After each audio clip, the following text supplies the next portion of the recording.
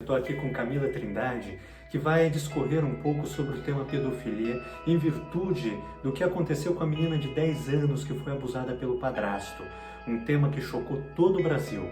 Camila Trindade, fala um pouco sobre a pedofilia e o trabalho que é feito dentro das escolas em combate a essa prática horrenda, essa prática que assola muitas crianças no nosso país e muitas vezes no anonimato. Camila Trindade vai falar um pouco sobre esse assunto.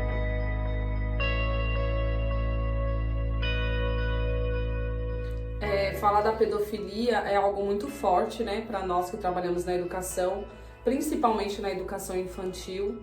E o sentido da palavra pedofilia, ela quer dizer que um indivíduo adulto se sente atraído por uma criança. E aí nós, né, educadores, pensamos como um ser humano adulto pode se sentir atraído por uma criança. Na verdade, nós devemos proteger as nossas crianças, né, de vários aspectos, seja ele do abuso sexual, seja ele da agressão psicológica ou da agressão física. E esse tema foi chocante, mas não deveria ser tão chocante, deveria sim ser trabalhado e ser conversado com o seu filho, com o seu sobrinho, com a sua sobrinha, com o seu neto. Eu que já sou mãe, já sou avó, a minha pessoa enquanto gestora, eu sempre orientei a minha filha porque a maioria dos abusos acontece dentro de casa e eu quero que o Paulo fale enquanto homem, né, a figura masculina na educação infantil, ela é uma coisa que choca por conta disso, mas que os homens não são todos pedófilos. Então eu quero que ele fale enquanto professor. Catando um gancho no que a Camila acabou de dizer, são dados do Hospital das Clínicas, a ala do Instituto Psiquiátrico, do IPQ, que 7 em cada 10 casos de abuso sexual em São Paulo é advindo de pessoas da família, pessoas próximas. Pode ser vizinhos, irmãos, por exemplo, o dessa menina de 10 anos que acabou engravidando. O padrasto que abusou dessa menina, levantou a questão, levantou uma hipótese. É preciso ver de quem que é essa criança, se é do tio ou do avô. Significa, são pessoas próximas, assim como a Camila disse, pessoas que vão se travestir de uma indumentária de pessoa honesta, uma pessoa cristã, por exemplo, o homem que carregava a Bíblia debaixo do braço e quase abusou da Camila quando criança. Eu, como homem, dentro do meio da educação, preciso constantemente estar me munindo, não por mim, mas para desconstruir essa imagem de que todo homem é um abusador em potencial. É preciso que nós, bons homens, não nos calemos diante de fatos como esses, de maus homens, porque quando os bons se calam, o mal prevalece. Nós precisamos levantar essa bandeira.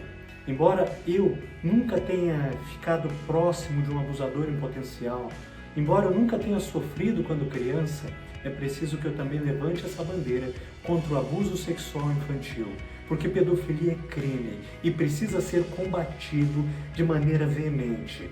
Nós não podemos aceitar que casos como estes aconteçam. É preciso que dentro das escolas, de maneira didática e pedagógica, nós ensinemos as crianças de como deve ser o combate a isto. Isso, e eu sempre uso a escola porque a maioria das crianças, né, ficam aí muito tempo dentro da escola e talvez a pessoa que vai conseguir observar, porque passa a maior parte do dia com ela, é o professor, principalmente aí na educação infantil, no segmento creche. Nós já pegamos vários casos assim de maus tratos, né, de abuso, onde eu trabalho hoje, né? Eu trabalhava até pouco, me afastei agora do meu cargo.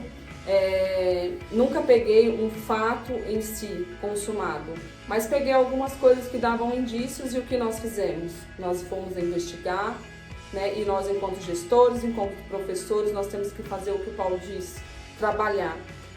Viralizou aí um desenho também na internet, mas dentro dessa fotinho que ele vai mostrar, se gerou vários comentários e várias frases. E uma delas foi que a criança só pode ser tocada quando ela autorizar.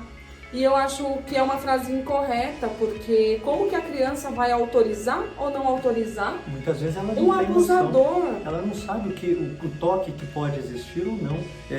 Desenvolver atividades pedagógicas como essa que eu estou mostrando aqui, ó, que mostra aqui uma associação com o semáforo.